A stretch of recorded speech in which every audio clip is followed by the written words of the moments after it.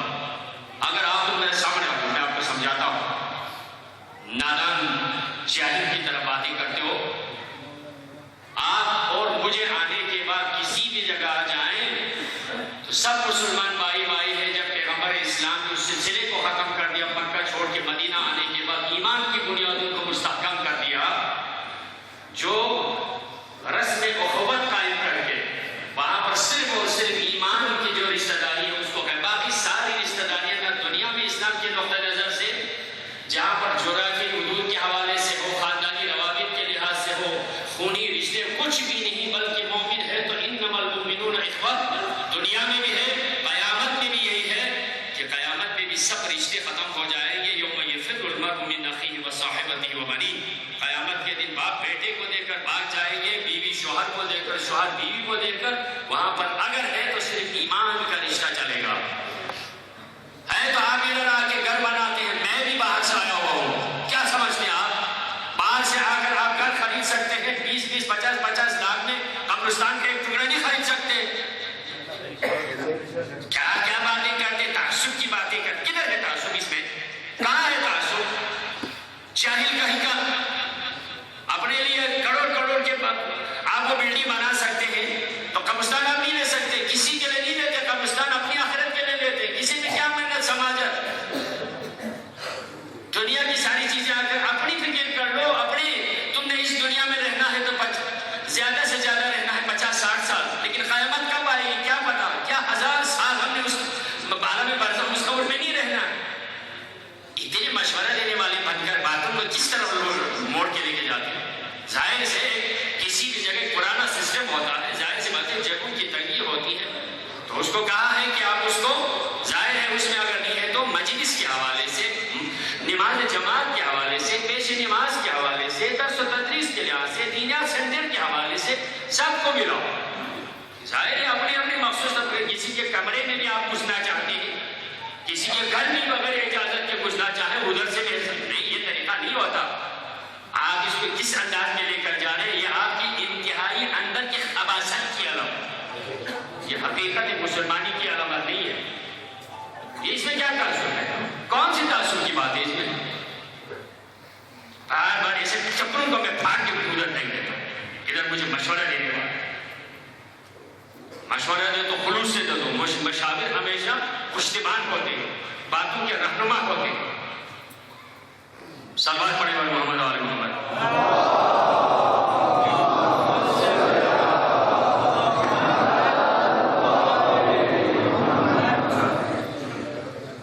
عزیزان محترم، ہم سب ایک ہیں، ہم سب کو ایک رہنا ہوگا انشاءاللہ. ہے یہاں پر کوئی ایسا تاثر اگر ہو جس انداز میں بھی ہو، ہم سب کو ایک جب تک نہیں ہونا ہے اس وقت تک نہ ہم قصد مفاد کر سکتے ہیں نہ دفع ضرر کر سکتے ہیں.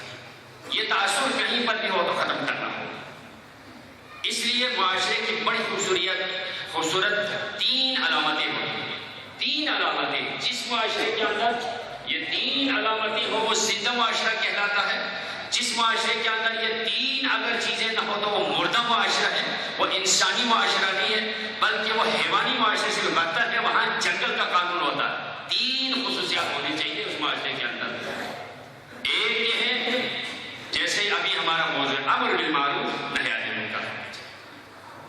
غلط کام غلط کرنے والا چاہے میرا جیسا طالب علم جو عالم کے لباس نہ کر میں اگر غلطی کر لوں تو میری غلطی کو میرے باہر جا کے گریبان پکڑ لو.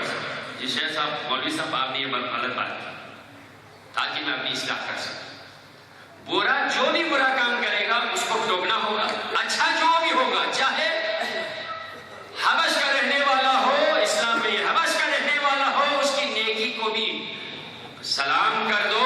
فارس کا رہنے والا سلمان ہو اور روم کا رہنے والا صحابی رسول ہو، سب برابر ہے ایمان کی بنیادوں پر. پیغمبر فرماتے ہیں ادھر سے آنے والا سلمان ایمان کی بنیادوں پر سلمان منا اہل البیت کا لقب پایا. لیکن جو ساتھ کے اپنا چاچا ہی تھا، تبت یدا ابی لہب و تب، اپنا سگا چاچا دربار رسالت سے اور ہو جاتا ہے جس کے درمیان کوئی رشتہ نہیں ہے، نہ کسی لحاظ سے ایمان کا رشتہ تھا. سلمان کو سینے سے لگا کر میرے نبی فرماتے سلمان منا اہل البیت. سلمان کو فارسی مت کہو، سلمان محمدی کہلاؤ. یہی اسلام. جس معاشرے میں امر بالمعروف نہی عن المنکر ہوگا وہ زندہ معاشرہ ہے. دوسرا جس کے اندر اتفاق و اتحاد ہو. مختلف رائے ہو سکتی ہے لیکن جہاں مذہبی معاملات آتے ہیں، قومی معاملات آتے ہیں، دینی معاملات آتے ہیں، مختلف ہو بھی ہو تو ایسی جگہ پر اگر وہ متفق رائے ہو جائے تو وہ معاشرہ زندہ معاشرہ کہلاتا ہے. وہاں اپنی مفادات کو نہیں دیکھا جاتا، اپنے وہاں پر قومیت کو نہیں دیکھا جاتا، وہاں پر اجتماعی سوچ کو دیکھا جاتا ہے. اس لیے فرد کی کوئی حیثیت نہیں ہے. یہ جو کیوں علامہ اقبال کے اشعار میں بھی ہمیں ملتے ہیں، فرد قائم رب کے ملت سے تنہا کچھ نہیں، موج ہے دریا میں اور بیرون دریا کچھ نہیں. لہذا یہ فرد ہمیشہ جامعے سے مربوط ہو جائے. جامعہ اس کے لیے معاشرے میں کام کرنے کے لیے ایک دریا ہوتا ہے، وہاں پر پوری توانائی کے ساتھ وہاں گھیر سکتے ہیں. لہذا اتفاق و اتحاد جس معاشرے کے اندر ہو وہ زندہ معاشرہ کہلاتا ہے. نمبر 3 اخلاق حسنہ ہو.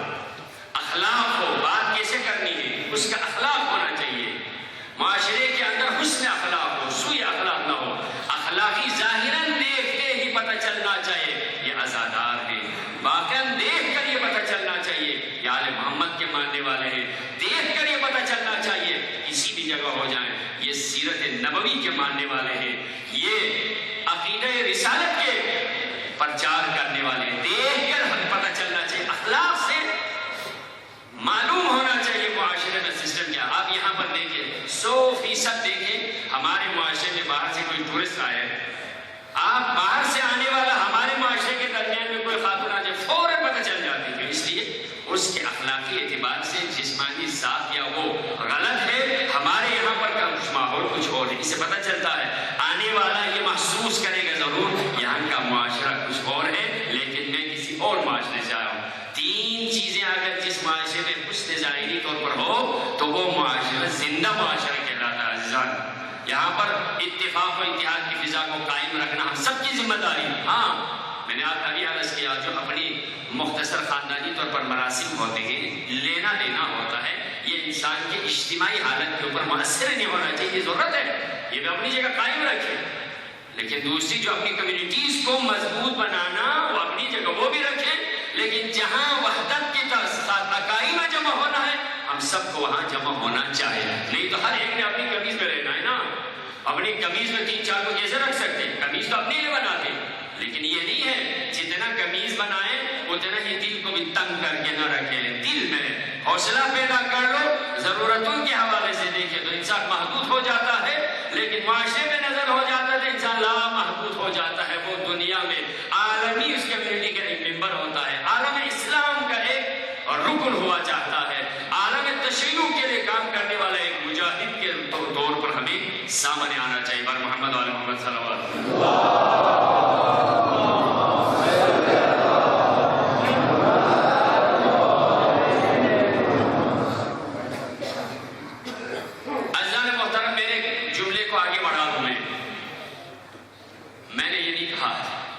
آگے سے آنے والے جو ہے شہری ماحول کو خراب کرتے نہیں. میں نے اس لیے کہا ماحول سے ناآشنائی کی وجہ سے ظاہر سی بات ہے بچے کو آپ گھر کے ماحول سے نکال کر اسکول میں لے کے جائے گا، بچہ عجیب یا حال و حرکتیں کرے گا یا تو کسی کونے میں چپ چاپ رہے گا، کیونکہ ایک اجنبی ماحول کو دیکھ کر مسئلہ ہو جب تک اس میں ایڈجسٹ نہ ہو جائے اس وقت تک آپ ٹیچر کو بتا کے آئیں گے جی ہم نے بچے کو وہاں سے لایا، مہربانی کر کے تھوڑے سے آگے سے ان کی آپ نظر رکھیں، ان کی تربیت کا اثر رکھیں، کیونکہ ماحول جب محدود ہو جائے تو ذہن میں بھی کشادگی نہیں ہوتی. اسی لیے میں نے کہا کہ ہم سب کو مل کر ان تمام کمیونٹیز کو ساتھ ملا کر ہمیں مجالس کے حوالے سے امام جہاں مسجد ہوگی صرف بلڈنگ نہ رکھو، مولوی ضرور لانے کی کوشش کرو. اس لیے مسجد میں صرف نماز ہونا بغیر روح کے جسم کے مانند ہے. دینیات سینٹر کو مضبوط رکھو، وہاں سب نے ایک ہونا ہے. فوتگی میں اگر ہو تو وہاں سب جاؤ، جہاں دفن کرنے کی جگہ الگ الگ ہو. مجلس ہو تو سب نے شرکت کرنی. اس لیے میں آپ کو اس کی زندہ مثال دیتا ہوں. زندہ کل جلوس میں دیکھو، اگر یہ شیخ جواد غلط بولتا ہے تو جو آزاد ہے سسٹم سے، ہمارے جلوسوں میں زیادہ سے زیادہ 25%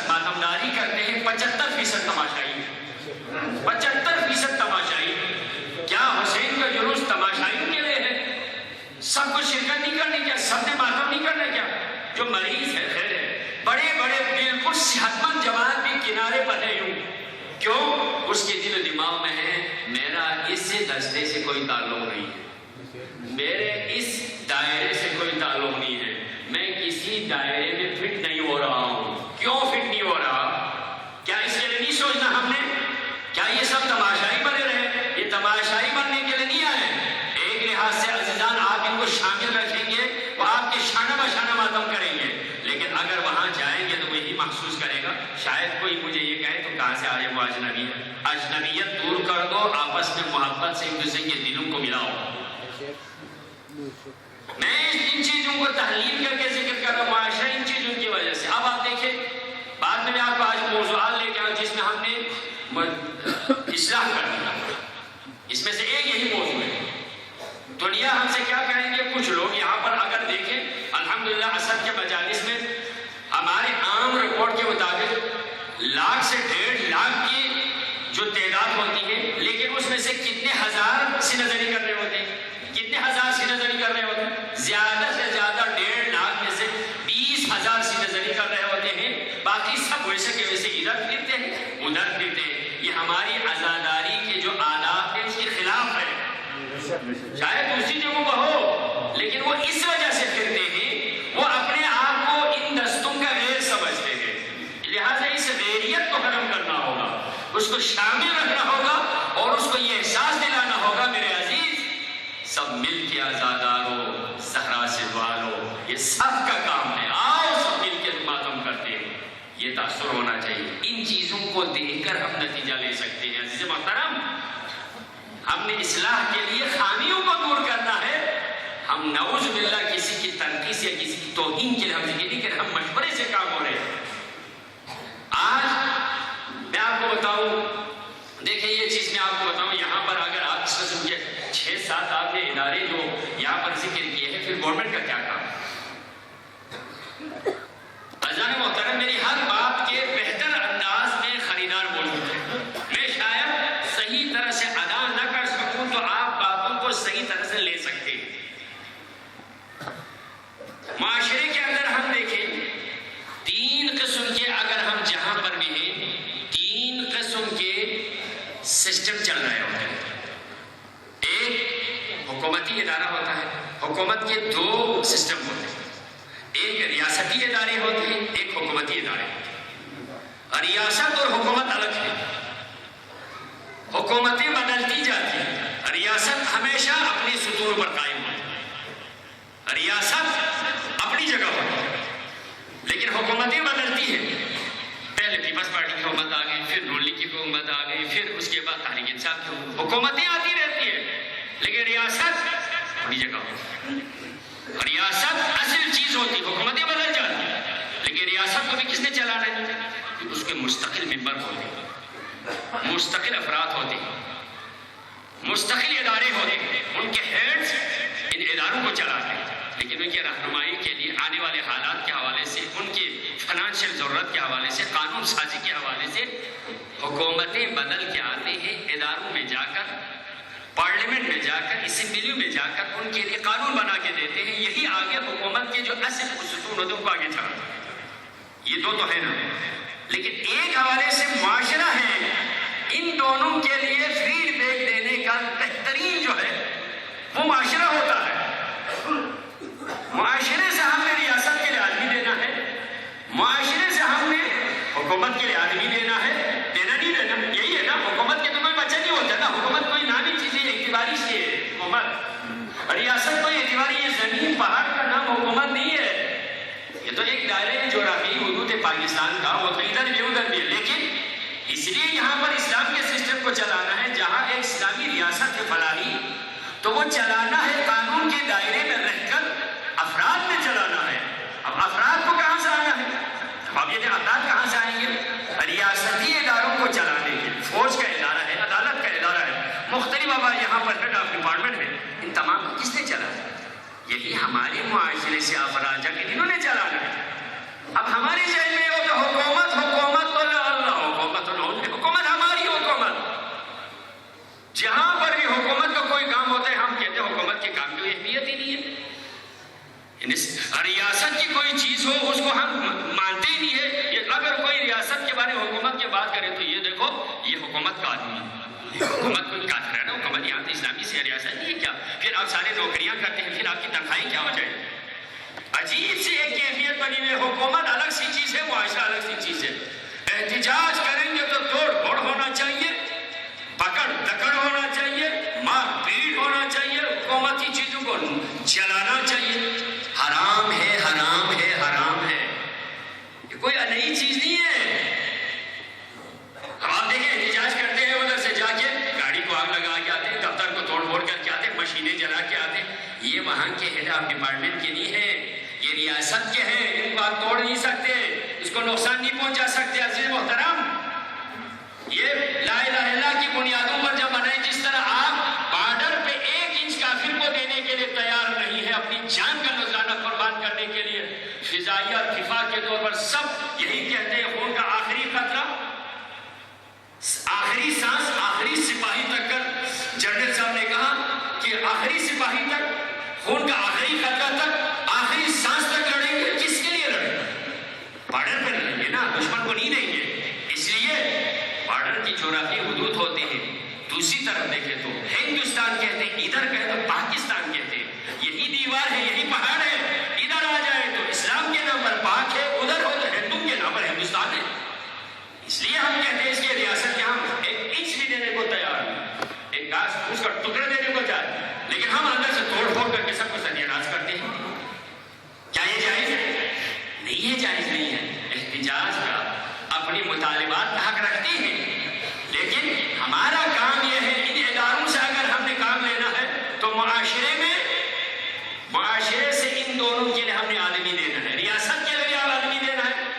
اگر آپ ضلعی سطح پہ ہیں، اگر آپ ڈویژن سطح پر ہیں، اگر آپ صوبائی سطح پر ہیں، آپ نے چیف سیکرٹری کیا دینا ہے؟ چیف سیکرٹری کوئی مخلوق خدا ہوتی، کوئی آسمانی مخلوق ہوتی، سیکرٹری جتنے جو ہوتے ہیں وہ باہر سے آتے ہیں، ڈی سی ایسی کمیشن کوئی باہر سے آتے ہیں، کیا اسی معاشرے سے ہم نے نہیں دینا؟ ہم نہیں دینا ہے۔ اگر آپ نے اصلاح کرنی ہم نے دینا ہے، لیکن آج تک ہم نے اس کو غور ہی نہیں کیا، جو پینشن ہو گئے آرام سے سو گئے۔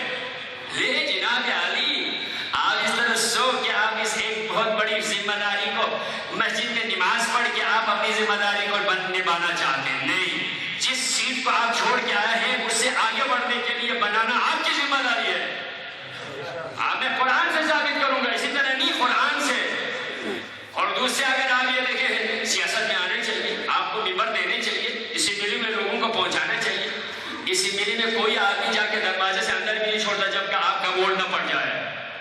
ہم اور آپ بیچتے ہیں، معاشرہ بیچتے ہیں، معاشرے کو وہاں قانون سازی کے لیے حکومت میں ہم اندرون ایک آدمی کو ووٹ دے کے ادھر بیچتے ہیں، پھر ادھر کام نہیں کرتے، روڈ پہ آ کے احتجاج کرتے ہیں، ریاستی اداروں کو یہ کرتے وہ کرتے۔ غلطی تمہاری ہے، غلطی معاشرے کی ہے۔ بناؤ پہلے پھر بیچو، بناؤ پہلے پھر بیچو۔ لیکن ایک آدمی وہاں جا کے ہم کیا کریں گے؟ خاندانی تعلقات کو دیکھیں گے، رشتہ داریوں کو دیکھیں گے، ان پڑھ سے ان پڑھ ہو تو اس کو دیکھیں گے، جاہل سے جاہل آ جائے ان کو دیکھیں گے، صلاحیت کچھ بھی نہ ہو، جس کو سیاست کی الف بے کا پتہ نہ ہو، لیکن بس اس کو ہم نے ووٹ دے کے آگے بھیجنا ہے۔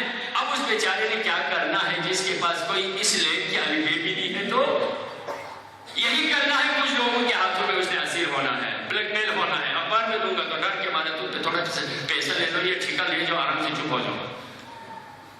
پھر وہاں پر ہماری شرمندگی ہو جائے۔ بخدا جب ہم یہاں پر بہت بڑے جو ہمارے گلگت کردو روڈ کے حوالے سے بہت بڑے اجلاس بیٹھے ہوئے تھے، پورے شہر کے جو چیدہ افراد تھے، سیاسی نمائندے تھے، مذہبی افراد تھے، فوج کے افراد تھے، سب تھے۔ ہمارا ایک نمائندہ وہاں پر بار بار بولنے لگا، یہ نہیں ہو رہا ہے، وہ نہیں ہو رہا ہے۔ آگے سے اس ذمہ دار نے کہا، جناب عالی آپ کو بھی کام مل جائے گا۔ کیا رہ گئی آپ اس کی عزت؟ شور اس میں مچا رہے تھے اپنے لیے، کوئی اس میں ٹھیکہ لینے کے لیے۔ قومی ہمدرد ہونا چاہیے عزیز۔ اب اس نے آگے سے بتایا، آپ نے 2-3 دفعہ کہا ہے آپ کو کام مل جائے، کوئی مسئلہ، آپ خاموش ہیں، یہ روز ہمارے ایسے لوگوں کو اسمبلی میں بھیج دیں جو قوم کی آئندہ کے بارے میں فیصلہ کر سکے، قانون سازی کر سکے۔ میں تو یہی کہوں گا، یہ ڈیولپمنٹ کے جو فنڈ ہوتے ہیں وہ کسی نمائندے کا ہاتھ میں دینا ہی نہیں چاہیے، اس کو صرف اور صرف قانون سازی کے لیے رکھے۔ واللہ کوئی الیکشن میں آنے کو تیار نہیں ہوگا، یہاں آتے ہی کرپشن کے لیے، پیسے لگاتے ہیں بھی کمانے کے لیے آتے ہیں۔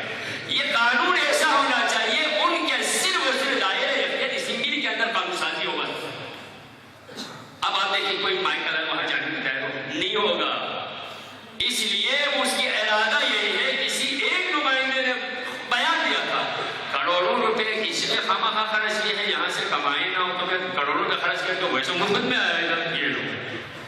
آپ اپنے کاروبار کے راہ قوم کے آئندہ کے لیے قانون سازی کے لیے نہیں آئے ہیں۔ آپ کے زندگی کو کیا کہتے ہیں؟ قانون سازی زندگی نہیں کہتے۔ یہاں سے جا کر آپ کی بہت بڑی میں سیاسی ترجیحات کو بعد میں ذکر کروں، کرنا چاہیے نہیں کرنا چاہیے، یہ ہماری ذمہ داری، معاشرے کی ذمہ داری ہے۔ دنیا میں افراد سازی حکومتوں کے سطح پر نہیں ہوتی، پرائیویٹ سیکٹر میں ہوتے ہیں، پرائیویٹ ادارے بنائے جاتے ہیں۔ ہر کوئی اپنی عزت کی چوٹی پہ پہنچ جاتے ہیں تو سب سے پہلے اپنے سرمایے کو قوم کی تقدیر سازی کا لگاتے ہیں۔ ہمارے کیا کرتے ہیں؟ آرام سے ہم بیٹھ جاتے ہیں، اب میں بوڑھا ہو چکا ہوں، 60 سال میں پینشن ہو گیا، 60 سال میں پینشن نہیں ہو گئی جناب، آپ کا کام اب سے شروع ہو گیا۔ پہلے آپ نوکر تھے، اب آپ آزاد ہو۔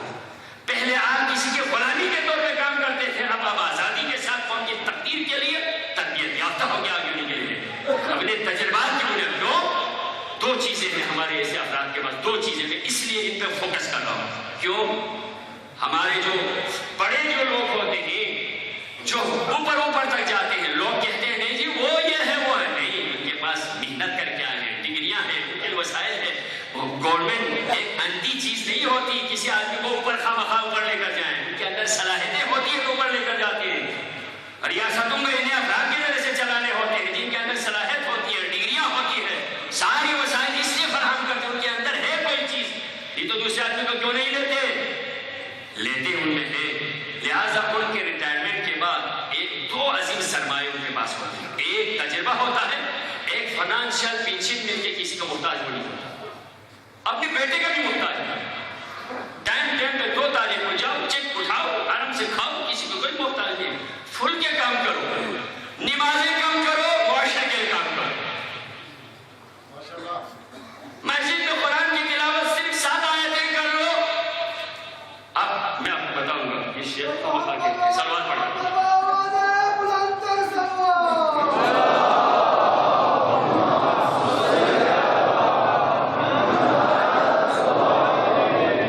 آج سے تیار ہو جائیں، اگلے 3 دنوں میں ہم نے آپ کو کام تقسیم کر کے دینا، میری ذمہ داری ختم، اب آپ کی ذمہ داریاں فرائض شروع ہو گئی۔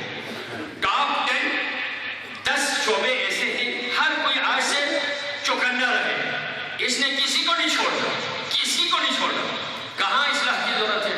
نمبر 1، آداب دین و احکام شریعت میں، آداب دینی اور احکام شریعت میں جس کے کون ہیڈ کے کون چلائے گا بعد میں بتاؤں گا، اس میں ہمیں اصلاح کی ضرورت ہے۔ اس لیے ہے ہمارے پاس جو دین ہے عموماً اصول دین، فروع دین، آداب دینی جو ہے بیچارے ابھی تھوڑا سا ہو گئے، جتنے بھی بزرگ ہیں نواسی کو ان پڑھ دادا نے سکھایا، نواسی کو ان پڑھ دادی نے سکھایا، اس سے ہٹ کر کبھی سکھا نہیں۔ کیا کوئی ہے کبھی بھی کسی نے کوشش کی اپنے عقائد کی سیاست کے پاس جا کے؟ جب امام حسین علیہ السلام کی اسی خطبے میں آپ دیکھیں، پہلے آپ اپنے عقائد کو ذکر کرتے ہیں، میں اللہ کی توحید کا عقیدہ رکھتا ہوں، میں رسالت پر مکمل یقین رکھتا ہوں، میں یوم آخرت پر یقین رکھتا ہوں محمد۔ اس کے بعد آپ اپنے عقائد کو ذکر کرنے کے بعد اپنے منصبی جو ذمہ داری ہے اس کو بیان فرماتے، میں اس لیے کر رہا ہوں محمد، میں اس لیے اپنے نانا کے مدینے کو چھوڑ رہا ہوں محمد۔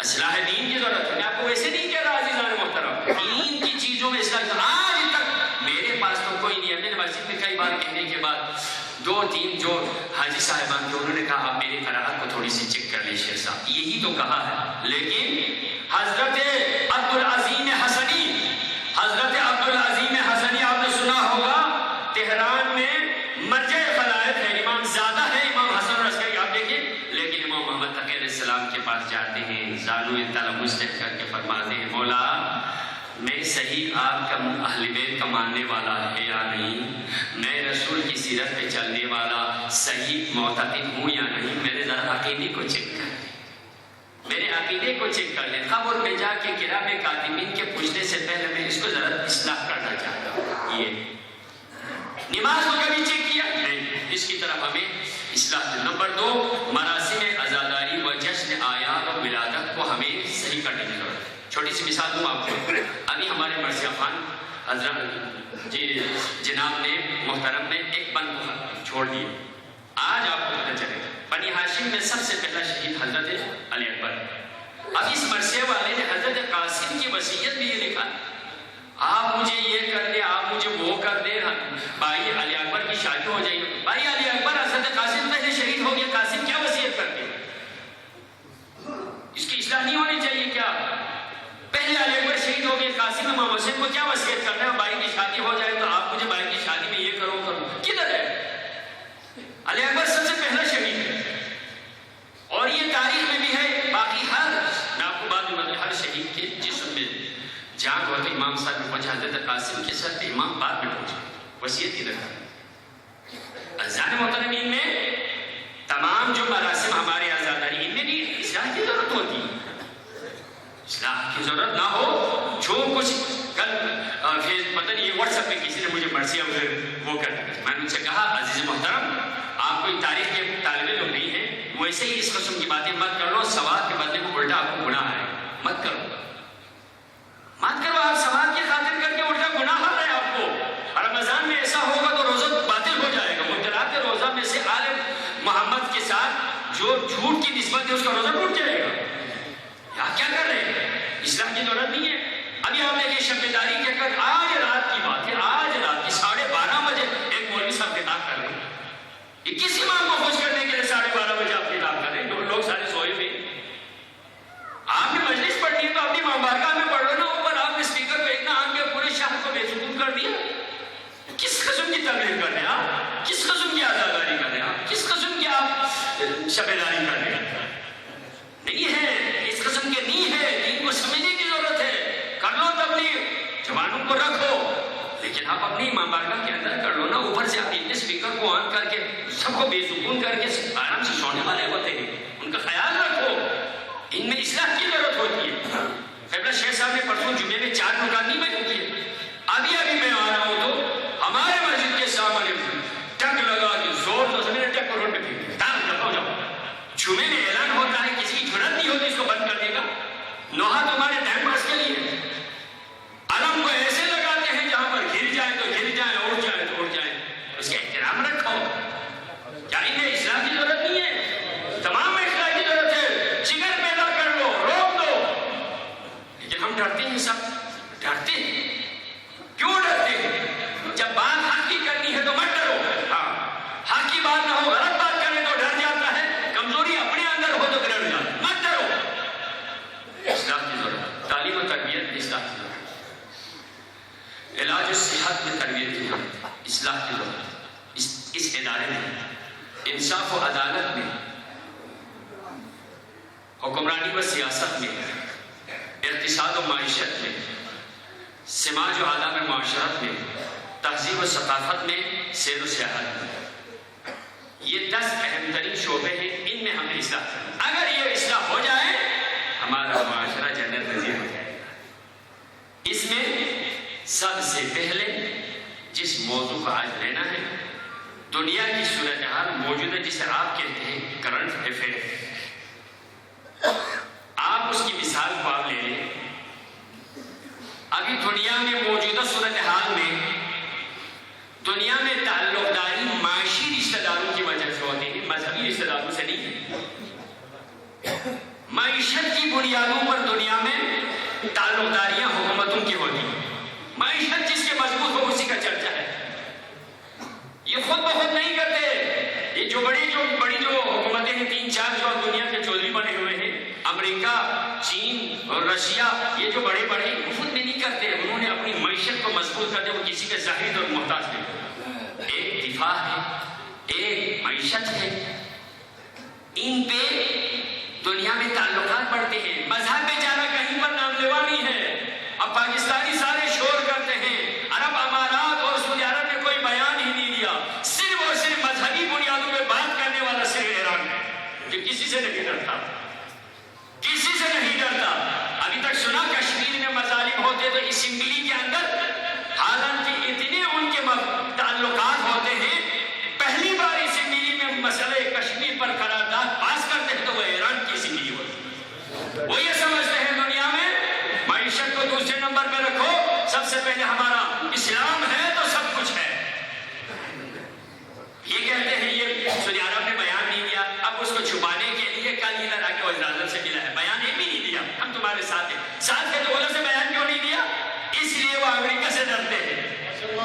ان کے چلتے ہیں، ان کا کھاتے ہیں. تو اس لیے عالم اسلام کے حکمران سارے مغرب اور امریکہ کے ہاتھوں میں کھلونا بنے ہوئے. نہیں کہا ایک دفعہ یہی ایک عالم اسلام کے لیے شرم کی بات تھی. تم تو میری دودھ دینے والی گائے، ارے دودھ دینے والی گائے کہا جس کی حسد کو ہے نا جی.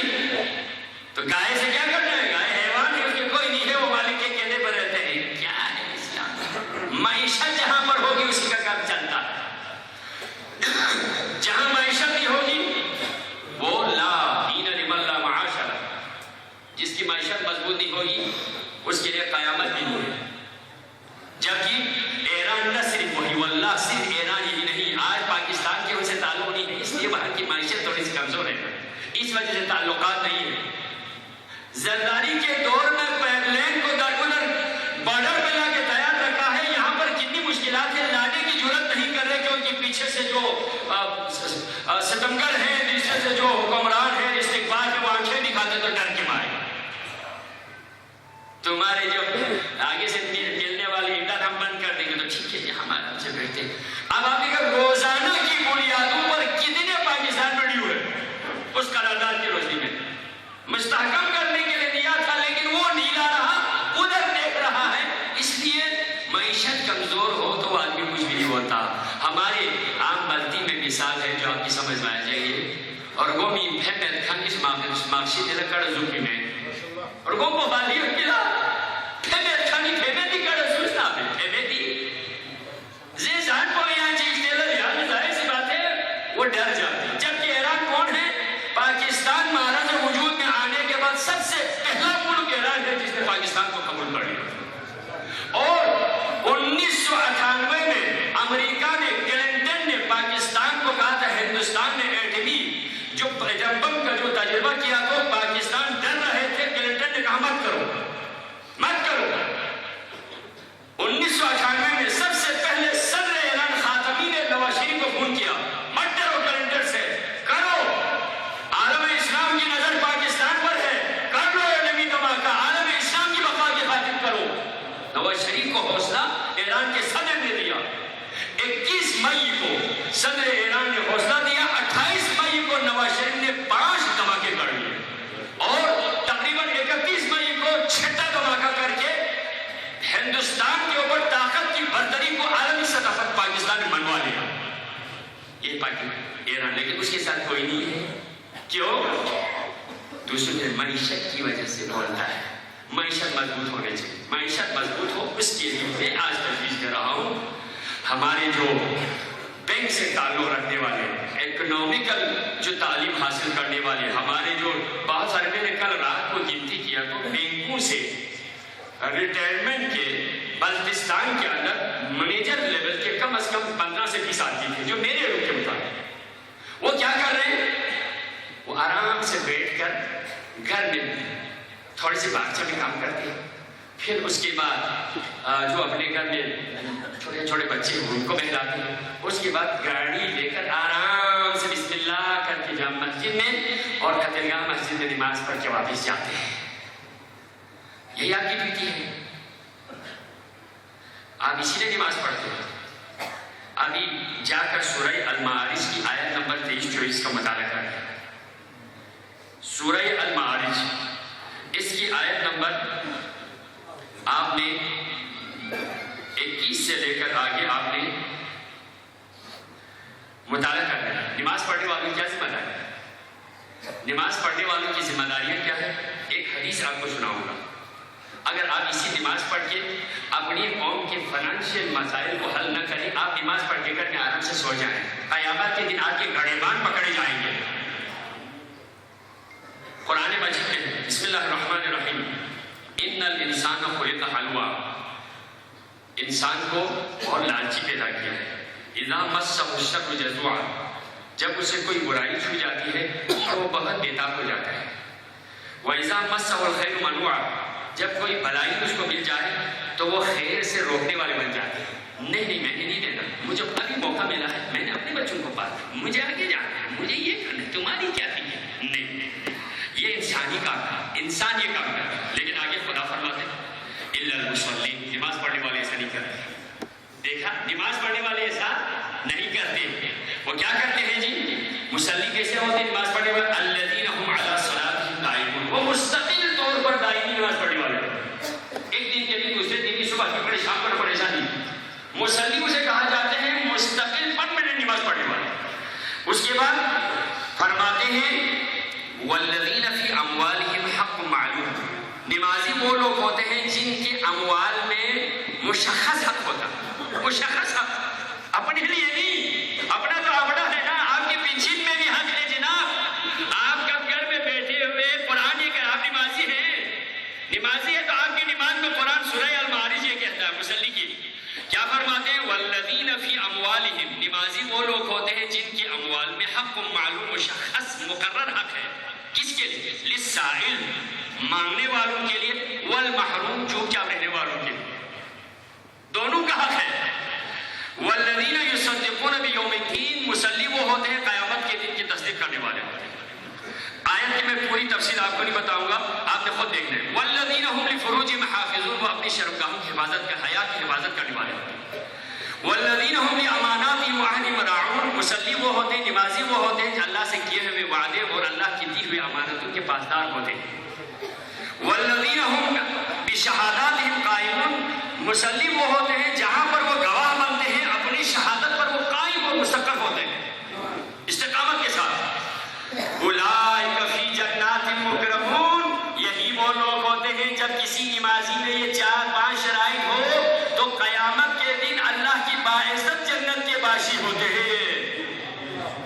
نہ صرف جنت، یہاں پر جنات صرف کہا ہے تو قیامت کی جنت نہیں بلکہ دنیا کے معاشرتی جنت میں بھی سکون سے رہنے والے ہوتے ہیں.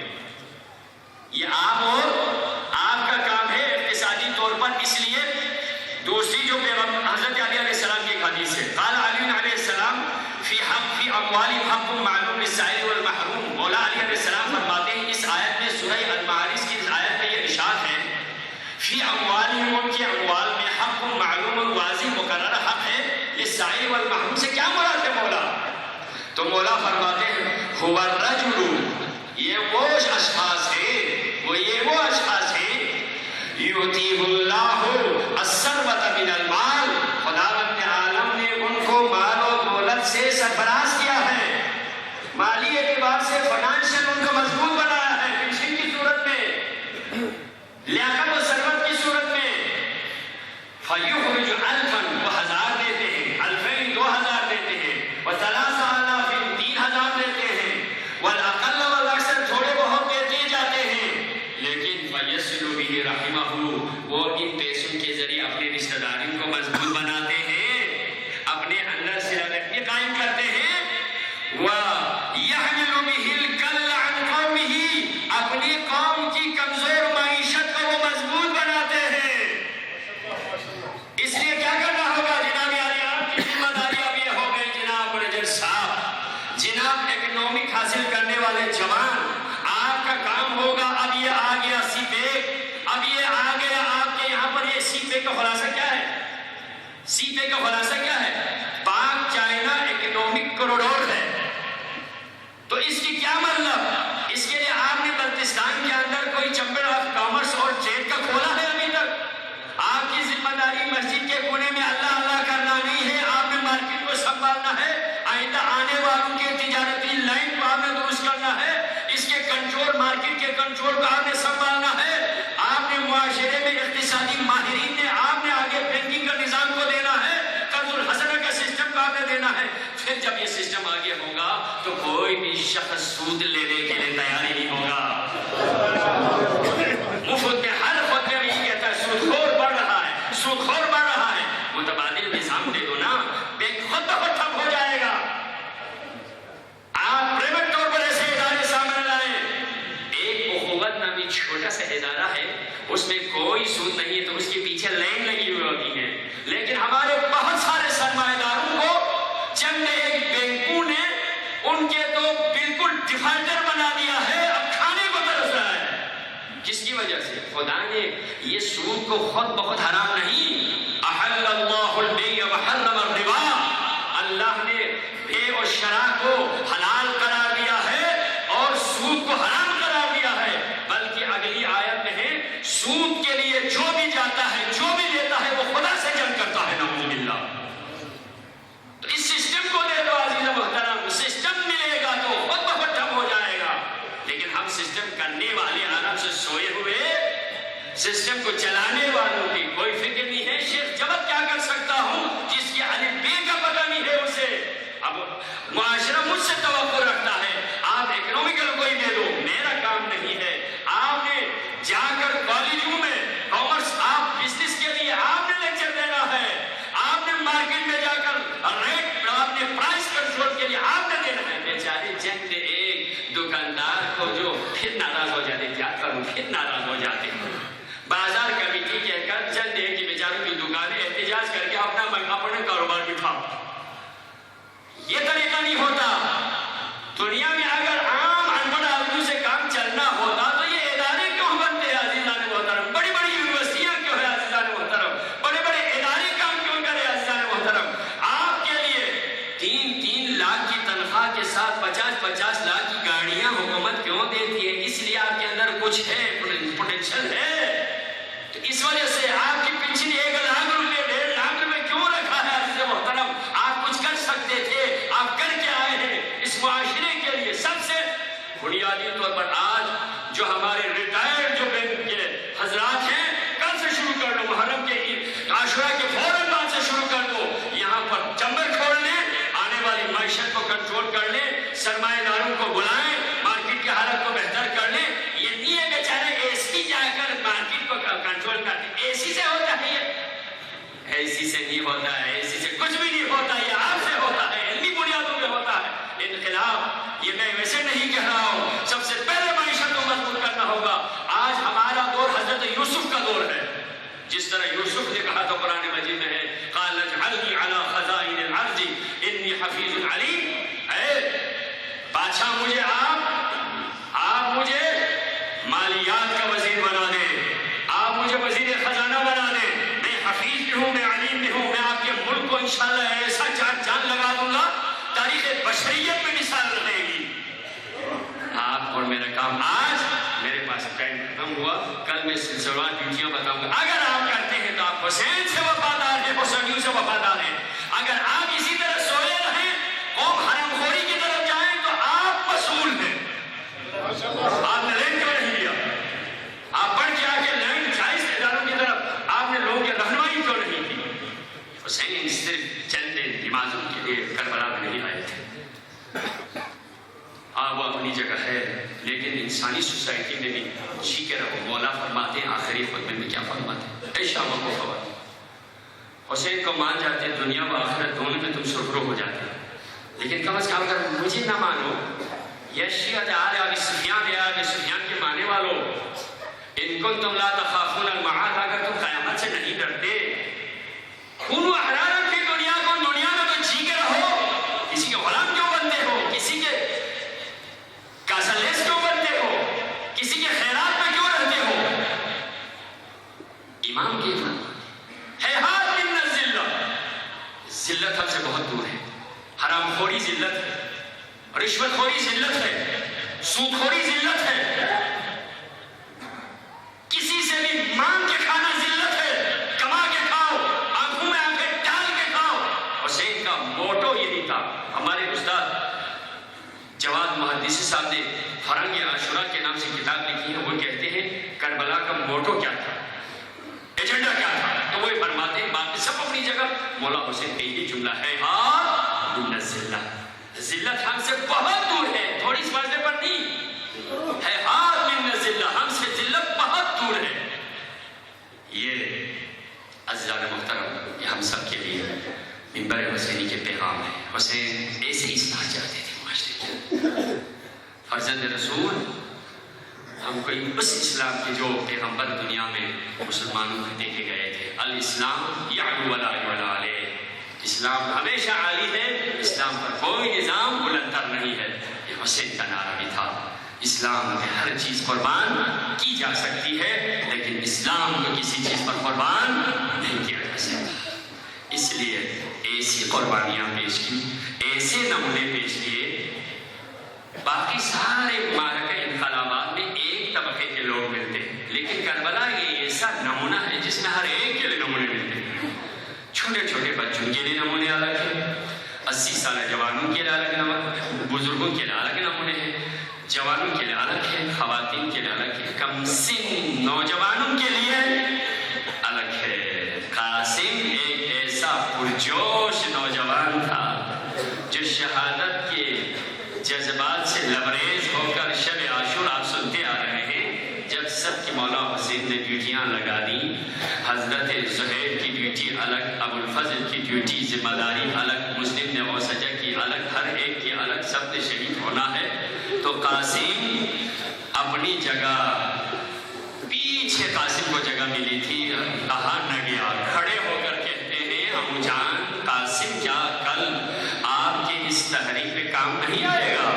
میرا نام آپ نے نہیں لیا. تو قاسم کو مولا نے جواب بھی دیا. قاسم میں کے اندر ایک تشویش بھی پائی گئی. مولا حسین نے ایک سوال کیا, بنی قاسم, بیٹا قاسم, کیف الموت عندک, موت تیرے نزدیک کیسی ہے؟ تو قاسم نے ایک لحاظ سے اپنے کمسن ہونے کو بھی بتا دیا, ایک لحاظ سے ایسا جواب دیا جو فلاسفر بھی نہ دے سکے. کمسن اس لیے ہمیشہ جو بچے ہوتے ہیں وہ شیرینی کو پسند کرتے ہیں. قاسم نے فوراً کہا یا عمی الموت عندی احلی من العسل, ابو جان موت میرے نزدیک شہد سے بھی میٹھی ہے. ایک طرف سے اپنی کمسنی کا, دوسرا موت کو شیرینی سے, شہد سے تشبیہ دے کر دنیا کو حیران کر دیا. پھر مولا نے فرمایا بیٹا تیرا نام تو خیر ہے, شہداء کے لسٹ میں تیرے چھوٹا بھائی علی اصغر کا بھی نام ہے. جو یہ علی اصغر کا نام لیا حضرت قاسم پریشان ہوا. امو کیا آپ نے بھائی کا نام لیا, دشمن ہمارے خیموں تک پہنچے گے, اس لیے میرے بھائی علی اصغر تو چل کے میدان میں نہیں جا سکتا.